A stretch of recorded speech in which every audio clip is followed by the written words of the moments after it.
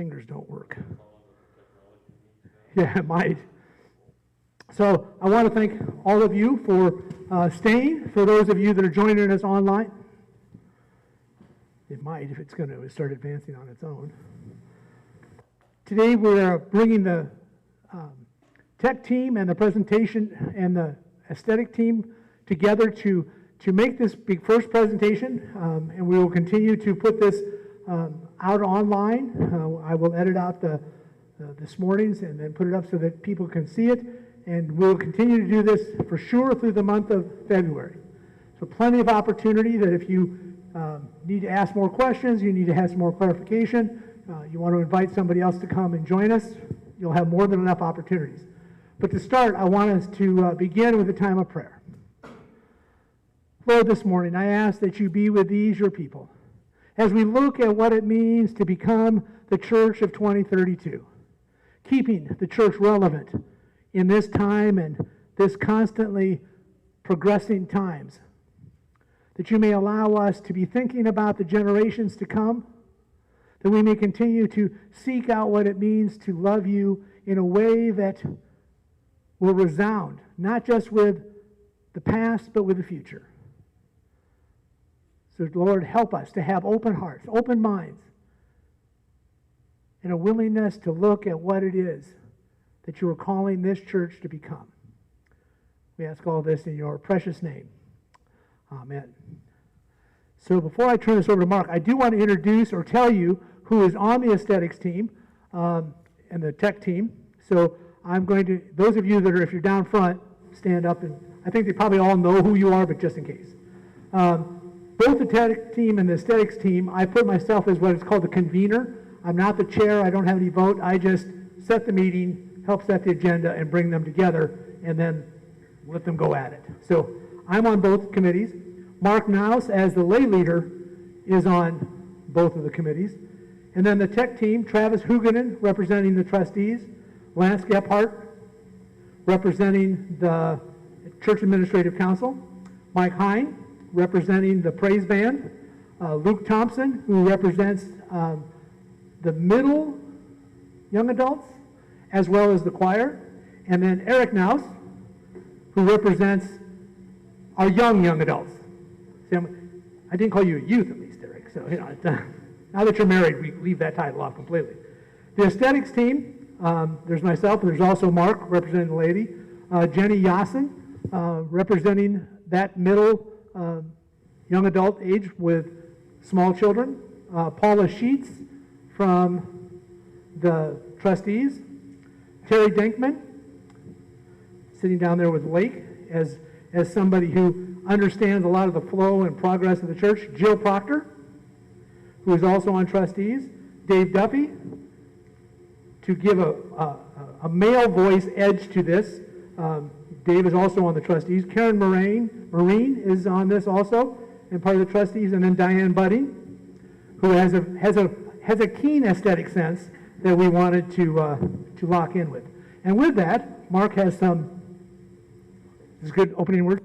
Good point. Actually, those people. Is this on? This isn't working. Test. There. Now it is. Okay. Actually, those people are considered experts, I think, more than anything on the committee. They all have very good ideas and stuff like that. But what I'm not sure this is going to keep going. 1, 2. It comes and goes. This was not set up. This was good for technology. I'm not sure this one works either. I mean, go up to the pulpit. Yeah. Courtney, do you want to turn the pulpit mic on? It was on. Okay.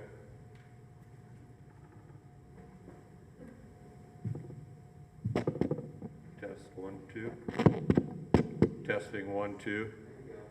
Okay, you can hear that now. We want to make sure everybody at home can hear this. It's good now? Okay. Anyway, just before I start that, I also wanted to thank, I was the chairman of the Parsonage Committee many years ago, and I think this officially eliminates my position now from about 15 years, but I wanted to thank everybody for your gifts and prayers for that, because it's been a long process, but actually shorter than what we originally thought it was going to be. a little bit about this project and where we got to, or how we got to where we are today. We celebrated last year, the church is 50 years old.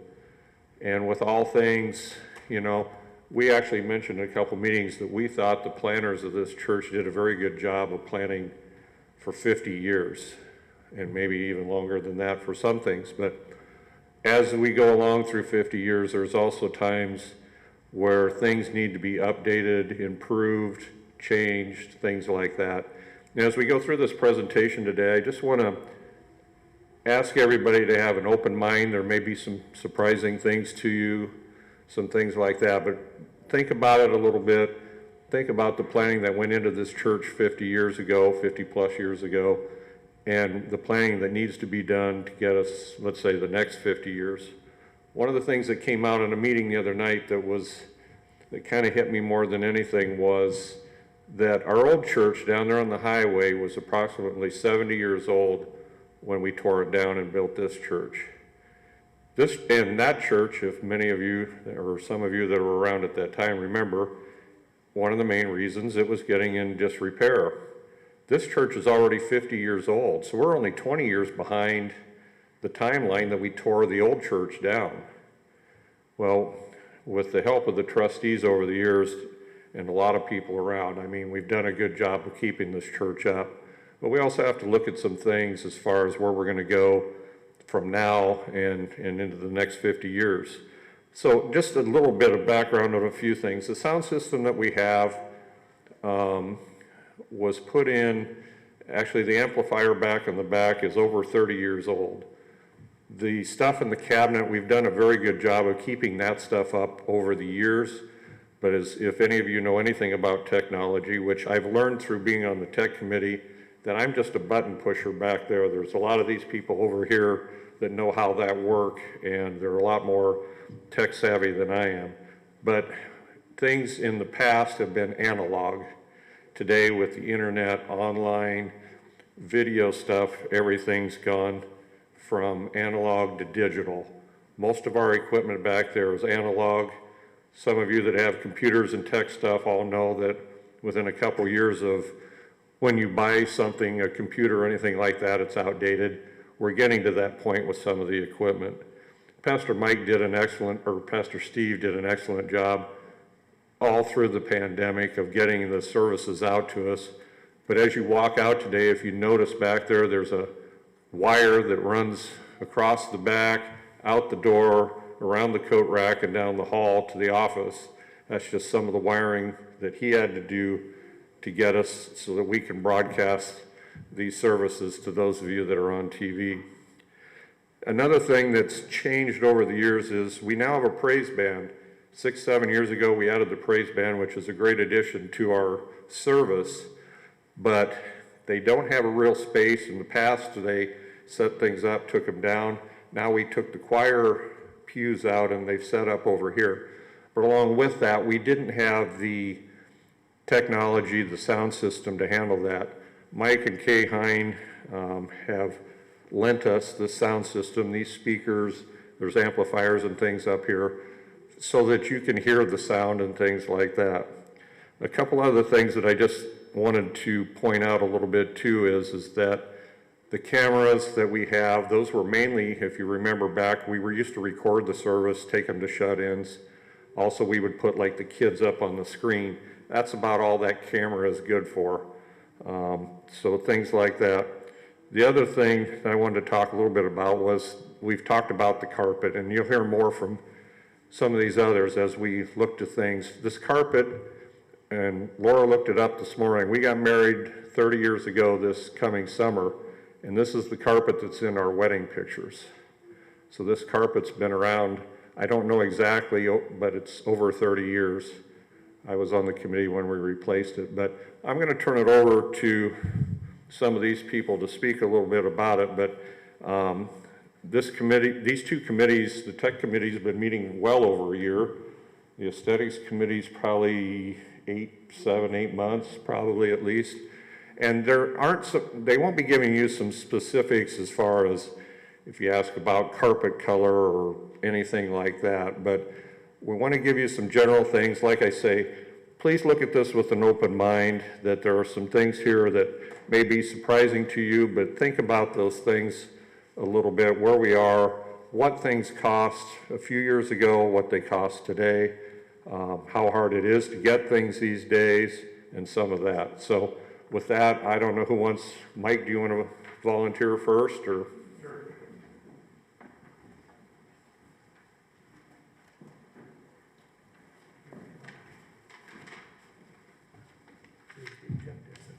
Okay. Yeah, well, first of all, I'd like to say that it was the parsonage project that brought Kay and I to this church, because Jill and Pastor Tom came into my office at Liberty Trust, however many years ago that was, wondering if we'd be interested in helping to finance the project. We did, and that was about the same time that Ruth Ann was beginning to retire from her church at McCausland, and so Kay and I were kind of lost lambs for a while, trying to find a church to settle down in, and this is where we landed. So, and so we're glad to be here, and glad to see all the improvements that the church is continuing to make, and I want to talk a little bit, I guess, about just the experience that we have from the standpoint of the praise band. Our objective is to try to deliver the best sound package that we can to you, the congregation, and to the people who are online listening. And it's sometimes a little difficult to do. We practice, and some of the things that we hear from behind the speakers and behind the microphone is a little different than what you hear in the congregation. There's times when I cannot hear Laura singing, and there's times I can't hear my own guitar. And it's just the nature of the beast. When I accompanied Zach for a number of years in his violin and fiddling contests, and we got on stages that did not have monitor speakers that shot the sound back to us. There were many times that we just had to rely on our own counting. I couldn't hear him and he couldn't hear me. We just hoped that we ended up at the same place at the same time. But, and we experienced that a little bit with our sound system too. We would like to have monitor speakers that can bring the sound back to us so we can hear what each other is playing. We'd like to improve the quality of the sound, that when you are home, for whatever reason, listening to us online, that quality of that sound is much better than what it is today, that the clarity of the sound is much better than what it is today. Unfortunately, that type of equipment to bring that quality of sound in is not cheap. And it takes some technology, and it takes some people with the know-how to put that type of a system into place. I mean, I think one of our objectives is, as my kids and those of us who have children in this congregation decide where they want to go to church in their future. You know, we're just one of many churches out here that are people that we invite to come and enjoy one of our services. We're just one of many churches that people have the opportunity to choose from. And so hopefully we can, through our sound system, bring the praise music to you in a much more professional way and a much better quality sound way of things. And I don't think I need to go into all the details of the equipment that we are looking at, but basically that's our objective, is to try to make the ease of playing and the ease of listening a little better. Thanks.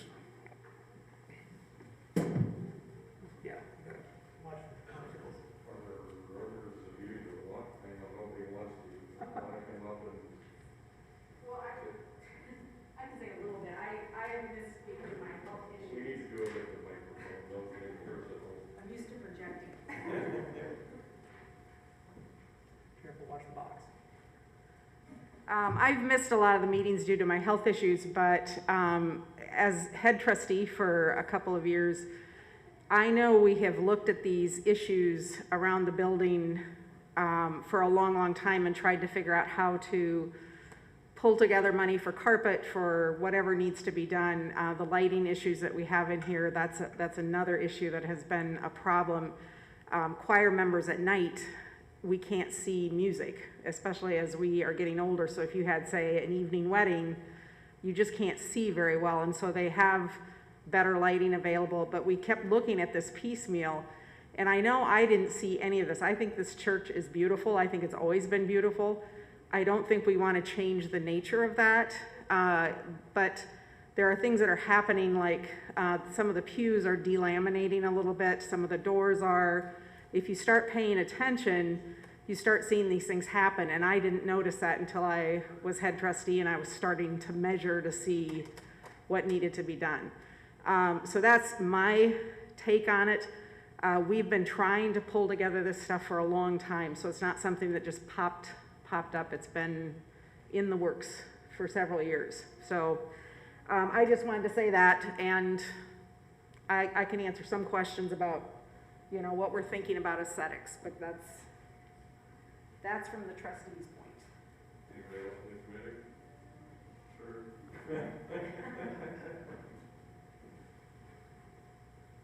Well, I have my 2 cents here. I think I remember most of it. So, from the resident computer geek perspective, we'll go that approach. There's a lot of technology that plays into this stuff, and it's all in the background. It's a lot of stuff that you guys don't always see or realize is helping run the stuff. It's more than just pushing the button, sitting back there. We've got the equipment that's pulling in the great sound from the praise band. We've got the equipment that's bringing in so we can hear Pastor Steve and all that stuff that's going on. For the better, I don't know how to word that, I guess. Some of the descriptions that we would probably offer on the equipment, we can't say those words in here. So it's time to kind of bring it up to speed. I know the Wilton Telephone Company is working on getting fiber in.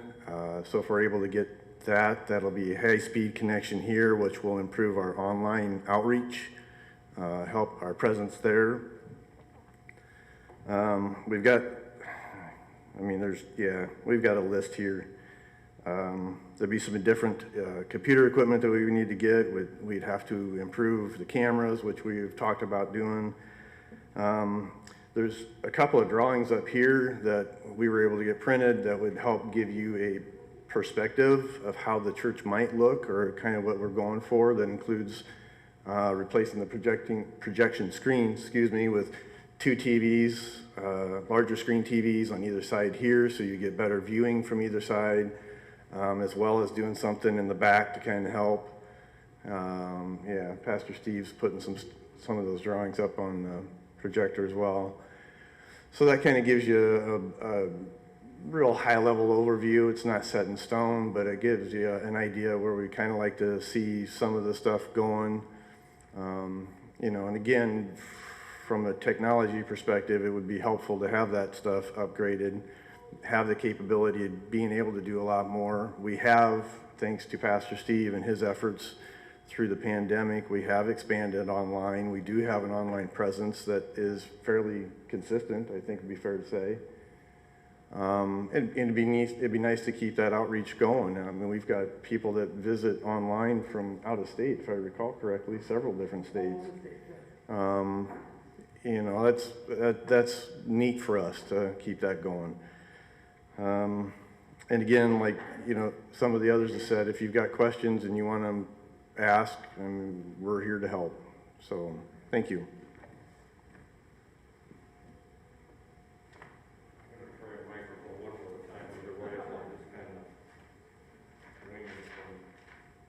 Is there no organ in the future? No, there is. It's right there. I will try to explain. I can see it from up here. Yeah. So what we want. No, so the pulpit is kind of splitting the central stage in that general area. You got a TV on your side. So the praise band is at now is kind of where we would be looking to move the organ and the piano up to that area. And then with some remodeling work, this room would kind of be cleared out. The praise band would be shifted over here. And then, some additional technology would need to be put into play in the back to help these guys, which is basically what Mike has done with their equipment now. Also, when we're done here, if you want to, Pastor Steve has taped off some blue tape here. Another thing that will happen up here is the level. I don't know if anybody's been up here since we took the pews out for the choir loft, but that's a different level than this level here is. So this second level here, what I'll call the second level, will go all the way off that direction, and it'll still be a step coming up in here, like it's on that picture. But he put blue tape where the organ would go, back here in the corner, more blue tape here on the floor where the piano would go here. Get those up here. Doesn't happen too often because nobody wants to sit in the front, but that first pew and even part of the second one, looking up here, I have to look over the organ and the piano. That would eliminate that.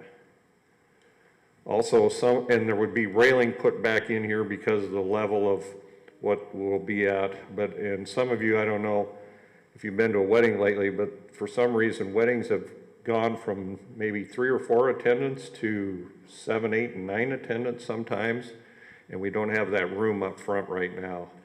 Another thing that we're looking at, and this will all have to be decided, but some type of flooring in the middle here and out into the sanctuary a little bit so that we aren't dumping grape juice on the carpet every time and making the mess that we have up here right now, hopefully when we go back to being what I call normal communion. So those types of things will happen here. Like Lance said, this closet would be eliminated.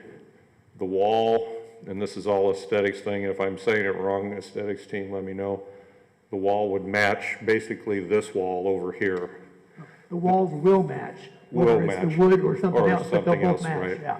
If Probably you- would. If you see the little pieces of white tape here, that is just size for the committee to look at, but there would be actual TV, 100-inch TV screens, a little bit higher than they are there now, on both sides. Some of you, and I'm gonna pick on a few people, but if you ever stood behind Leroy, Mike, my dad, trying to see this screen during church, you know what we're talking about. We can't, because of the size of the screen, as we move it up, because of the slant of the roof, it would stick way out into the room. So we would go to TV screens rather than the projection. The projector, we didn't mention that. I don't know if you've noticed Pastor Steve after church, but he has to use a broom handle to shut that projector on and off because the remote doesn't work for it anymore. You know, some of these are minor things, but yet they're big things as well. So that's kind of the layout of the sanctuary, like Diane mentioned, fixing pews, laminates on things like that, new pew cushions. I should probably go down this briefly. There are handouts that we'll hand out when we're done here today, but audio, the mixer board, microphones, cables, some of those types of things.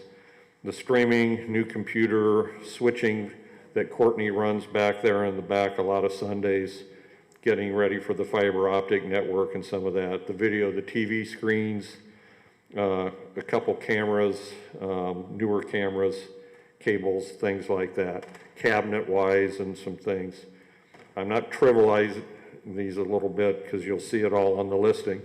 Lighting is another thing that Diane talked about a little bit. The light bulbs that we use here in the sanctuary are getting very hard to get. You know, if you notice, there's kind of a gray spray paint at the bottom and then light above it. They're not as bright as the ones we used to be able to get. They don't make them in the LED. So we had a lighting person in here that said they're, about a third of what they should be for us, especially at night, to read hymnals. And He was in here at 3 in the afternoon, and our lumens was only 1/3 of the standard for congregations. So even with them on, fully on bright in the middle of the afternoon, we're only 1/3 of brightness that we need to read. And he doesn't mean like glowing walls and that kind of stuff, but you know, if most of you opened up something in front of you right now, you could read it because you're all good readers, but it's a pretty dark page. so looking at whether we retrofit these things, as Pastor Steve calls them, the flying saucers, or a different kind of lighting that would project more lighting into the sanctuary. These floodlights that we have here, there's one out right now. I don't know, I don't know, Dave, are any of those LEDs or are they all still incandescents? Okay, they're incandescents. Those track lighting things would be updated as well and things like that. So, and then just the remodeling, like I say, taking the closet out. putting the wall back so it matches the wall that would be on this side, whatever that may be, painting and some of those things. So with that, sure, yeah, go ahead and start asking questions. That picture didn't show the choir. Terry told me where it was. The choir, if you look on the top part there where it says ground level, level 1, and level 2, right where those words are is kind of how we envision the choir. And I'll say a little bit about this, and we've talked here. Yeah, and we've talked to Joy about it a little bit, but if you think another row. If you think even when we had the choir, a good percentage of the choir sat with their families during church and just came up to sing. So part of the thinking was when we took them out here, you know, we presented that as, at least for the time being till we see where we're at, that if the choir either sat with their families, sat in the front row, they could just come up. It would be 3 tiers here, so they would be standing and presenting from there. But yeah, that's where the choir would sing. It would just be a stand up, turn around, sing, and then sit back down again. Yeah, and depending on the size of choir members, I don't want to be, you can get anywhere from 18 to 24 in that space in 3 levels. So 3 levels of 8, 3 levels of 6 as they sing. And they've done it once, December. They sang from there and they sounded really pretty good. And I'll give you the amounts here in a second. Are there any other questions that people have that the committee can answer for you? I don't want to dominate this. I really want them, if they can answer questions for you, to do that as well. Any questions? Okay, now put your seatbelts on. And like I say, just, if you would, please just listen to it, pray for it, look at it, ask more questions. We've gotten bids on a lot of the things for this. Some of these aren't real hard and fast. For one thing is you know, half of the electronic equipment in the world is sitting on a boat in the ocean somewhere that we can't even get. Some of these things could be months and months down the line. The audio portion that we're looking at right now, the sound for everything is about $54,000. The streaming stuff, the new computers, the switches, the wiring and stuff for the online streaming, which whether we like it or not, you know, going forward from this pandemic, there will be people watching from home or on the road more than what we were used to prior to that. That's about $18,000 worth of streaming equipment. Video equipment, including the TVs, wiring, the cameras, some switchers and things like that, is about $35,000. Lighting, changing the lighting out in here. This is a little fluid too. If they can retrofit these, maybe, you know, cheaper. And these, what we feel, I think as the committee, is that these are the high-end prices. It could be less than this. Lighting is about $43,000. And then the remodeling of tearing out the closets, the changing of the platforms here, carpeting, pew cushions, those types of things, painting, all those, that's about $140,000. So the entire project that we're looking at right now with some contingencies and taxes is about $350,000. Now I know that's, like I said, I started it with that. It's a lot. If you think about things several years ago, it was probably a lot less than this, but prices have gone up considerably in the last few years. Even when we started this sound project, we asked for bids actually twice since we started, and they went up each time. So those are the prices that are there. We're going to be voting on it in March on the 6th. That's the hope. That's the hope anyway. Just a little bit about some financing things. We need a third, and a third. There'll be a third cash up front, a third in pledges, and a third that we could borrow. This is much like we did the parsonage project when we did that.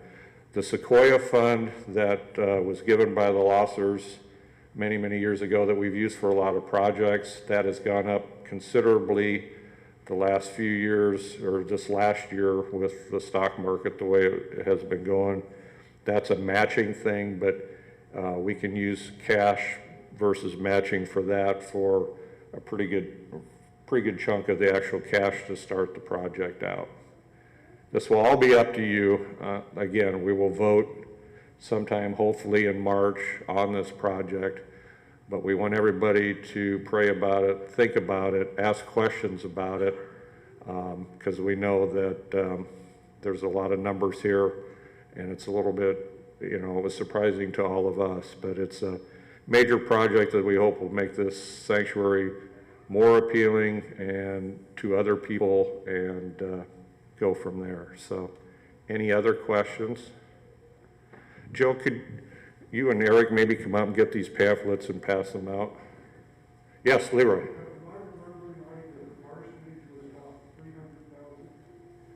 320 was it? Something like that. It's about 320, yeah. So we're basically buying the parsonage again. Yeah. Yeah, and we've commented on that. You know, you see much more in a building sitting over there than wires running under the floor, but from a manageable standpoint, and if, as we mentioned this morning, the project for the parsonage was a 15-year, we were assuming a 15-year payoff, and we paid it off in 10 years. Another thing, tell me if I'm wrong, but if there is money left over from this, you know, we're kind of going for the 350. If it comes in less than that, that we'll start using that money for some other projects that the aesthetics team is starting to earmark for the rest of the church. So it wouldn't be, we're kind of looking at that amount, but if there's money left over, it'll carry on to do more projects that they want to, you know, look at as far as other things in the church as well. Yeah, especially under the remodeling aspect of it, that if there's money left over, you know, the floors in Fellowship Hall, the floors in the, I mean, if you walk in our front, and I've heard it from multiple members of our church, looks like you're walking into a hospital. It's an institution. White floors, white walls, white ceiling, fluorescent bulbs down the middle. There's nothing a whole lot inviting to our Sunday school classes. Some of them are carpeted and old. Some of them have no carpet. They're all white walls for the most part. I mean, there's a lot we can do and need to do. This is not just get this done and move forward, which is why the title, which I wanted to throw in here, Becoming the Church of 2032. There is a time purpose for that. That's we're on its 10 years. When I started visioning this and grabbing the tech team together and the aesthetic team together to look at that, one of the things I told them is to dream what you think our church needs to be. Like that group that met in 1968, 69, 70, whatever years they started thinking and planning. They weren't thinking 1972 to 1974. They were thinking long term, and they did well. They did excellent, which is why we got such a wonderful building that is still modern, is still pretty relevant in its design and its look, but we just need to keep moving forward, which is the other part I want to point out. The remodeling, in order to make the worship the best in-house, is $130,000 or $330,000. I know I had a lot of people say, well, you know, do we really need to spend this much money to stream to those out there? Well, you're not spending that much to stream. We're spending that much to make quality here. Because if people come in to worship here, fellowship is the number one thing, how well you greet them. But then if it doesn't feel like home, doesn't look like home, doesn't feel relevant to them, they're going to go find a church that is relevant and is part of that. And so it's the first step in moving forward. And you'll see more verbiage that we've proved on the bottom and back of that about what we think as we move forward with this. Probably a couple things, just to make sure you all understand. When you look at that picture and you look at this poster, this brick wall is going to go all the way to the ceiling. I just decided to only use a photo to show the altar, and then I drew the rest on up because I wasn't going to put all the bricks in. In the same way with the wood on either side, and that type of thing. Something I wanted to quickly point out too, there were two things that we're looking at. The benches that are in the back that came from the choir area are shorter than the ones that you're sitting in. So the plan is to probably take out 2 pews in the middle somewhere and insert those instead so that wheelchair people can sit in out of the aisle. People with walkers can pull them in so they aren't sitting out in the aisle. We aren't buying anything there. We're just, yeah, there's a picture there, just kind of swapping out the longer pews for shorter pews so we can do that. The other thing in this technology thing, that as one of the big changes in technology recently, and some of you that have hearing aids may know this more than I do, but hearing aids now tune to a signal within the church rather than having people wear those old headsets that we have in the back. This technology will allow us that if you have a hearing, I guess a modern hearing aid, those of you that have it may be able to add more to this than me, but it'll pick up through your hearing aid just when you walk in the room. So it's an added feature for people that have that issue. The way I understood it from the tech guys that came in here, all future hearing aids will come with that. It's like the standard of frequency for our wireless mics. In fact, those two and this one very soon will be taken over by probably Homeland Security, and thus we won't be able to have them because they're taking more frequencies to talk to each other. And but I want to put this picture happens to be a Lutheran church in Minnesota, and Jenny Yassen found these photos for us, and I'm going to. It is our big brother or big sister version of our church. So I'm going to show you. This is kind of what they pulled it up in the aesthetics team. This was them putting in new carpet. They put in new carpet squares so that they could designate the aisle from the seating area. They put pews back in. They put in new light. They virtually are doing exactly the same thing that we're doing, but the church is literally half again as wide and twice as long. I mean, but it has the same beams. I mean, it has the same, probably had the same hanging flying saucers. It was amazing when we found it. And these aren't colors by any means. No. This is just showing an example. That's right. But we thought it was a very good example of some of the thoughts the aesthetics team's been looking at as far as where to go with that. So with that, we want to get you out of here too. We want to keep you, but we also want to answer any questions you have. Or feel free to come up and, like I said, look at at the the tape. places, the tape on the walls, things like that. But One thing that I'm excited about, I joked with Joy about it. I didn't realize this until I put the tape down. In the future, if we ever get to the point of a memorial or a gift, a baby grand piano will now fit up here between the organ and the. Not that that's not part of the. That's not part of the fundraising. Just to let you know, I'm just telling you that we have ability to adapt. So again, thank you all for coming. Again, find one of the people on this committee if you have any questions. The committees are continuing to meet as well, and like Pastor C said, we'll be presenting it the next few Sundays to other people that aren't familiar with it if we have the people. But it's a project. It's a very thorough project. The teams have done an excellent job. These people have been to a lot of meetings here the last number of months, and they're very good about what they do. The other thing, quickly, the organ we're looking at, because there are two speakers up above here, either tying those into to the new sound system, or the speakers up there will be mounted somewhere out of kind of sight so that won't change either. The organ isn't going away by any means. I know we don't have a full-time organist, but it's still a very vital part of our worship service. So we're going to make that all work too. So with that, thank you all for coming, and let us know if there's anything that we can answer for you. And I will be asking at all the meetings I attend over the next month, if you have questions, missions, SPRC, there'll be more opportunities to bring these pictures in, talk about it. I'll be at the sewing group. Plenty of opportunities.